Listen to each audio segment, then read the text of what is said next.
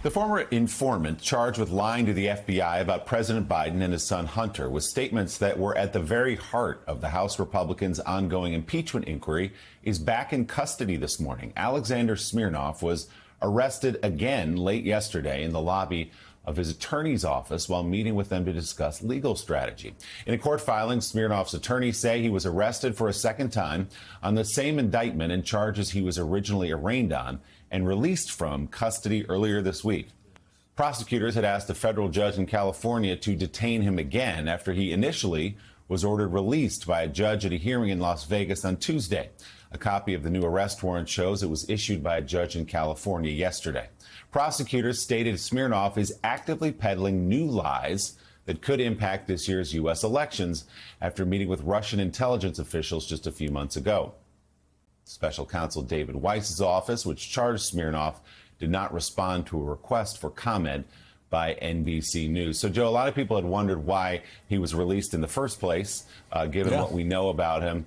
A judge in California now gave the arrest warrant, so he is back in custody. But just to remind our viewers, this is the guy who is at the core, a star witness for the committee that is seeking to impeach President Biden, a star on Fox News. The entire argument hinged on the idea that Joe Biden himself had received $5 million in bribes. That turns out to be completely fabricated by this star witness who now has been totally discredited. So when you're blinded by hatred of your political opponent, whether you're a news network or whether you're Congress, what happens? You let Russian disinformation get spread to your viewers on your news network. You let Russian disinformation get into I will call it, the sacred halls of the United States Congress, a place that's supposed to be the people's house, instead turned over to people who so hate and so despise anybody who's not Donald Trump or who doesn't bow down to Donald Trump, that they actually fling open the doors wide, not only for rioters on January the 6th, but also throw open the doors wide for Russian disinformation. Yeah.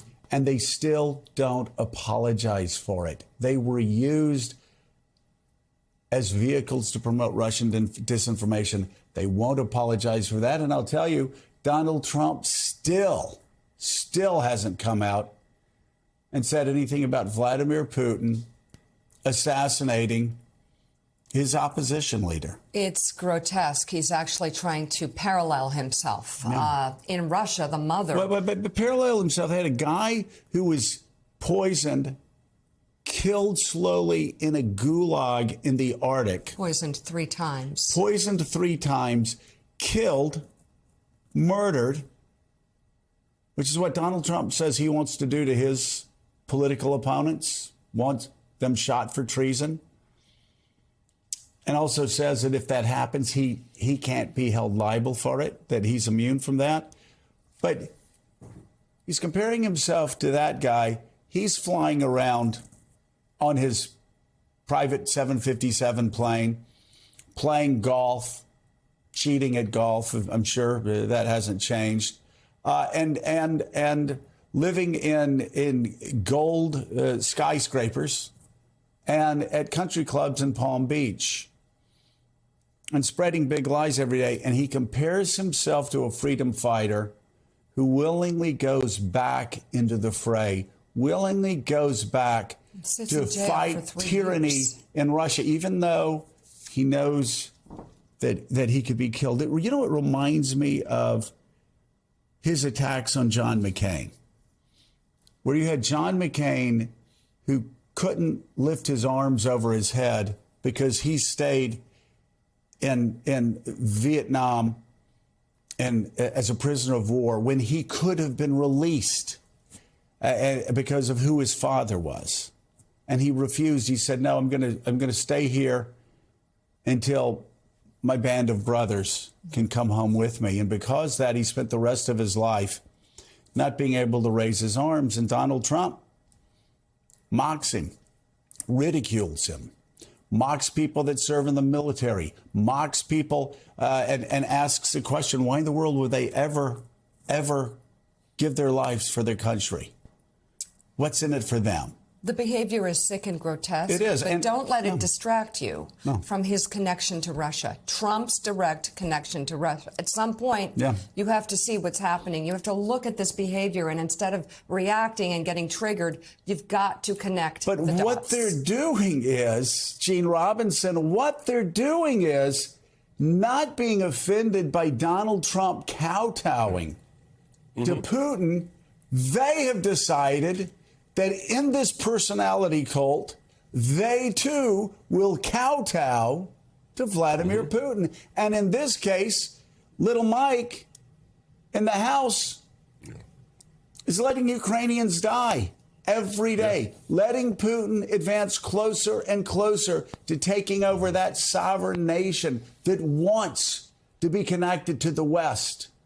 And they're doing it. So instead of criticizing Donald Trump for this bizarre pro-Putin, pro-Russia behavior, they have decided we're going to adopt it ourselves, and we're going to become the pro-Putin Republican Party. Absolutely, that's what they are, and it's shocking. This is a pretty desperate moment in the war in Ukraine, where Ukrainians on the front lines literally are running out of ammunition. They're running out of weapons to fire back at the Russians. They're getting outgunned in a way that they weren't previously, and they've lost one really strategic town, and they will be fortunate if they can hold the line where they are now until more aid arrives. But what they need is the big chunk of military aid, the weapons that only the United States has and can supply, and the Republican Party, because of Donald Trump, really, is refusing to budge on that. Mike Johnson, the speaker, although Donald Trump is the real speaker of the House now, but the nominal speaker of the House, Mike Johnson, has always voted against Ukraine aid. He's got a thing about it, and he ought to be called out on that and asked to explain why he hasn't supported aid to Ukraine.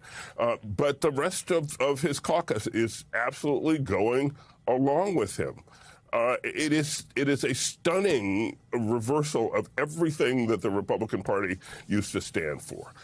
Not that long ago, 10 years ago, it's just unthinkable that the Republican Party would be doing this. But here, again, we are.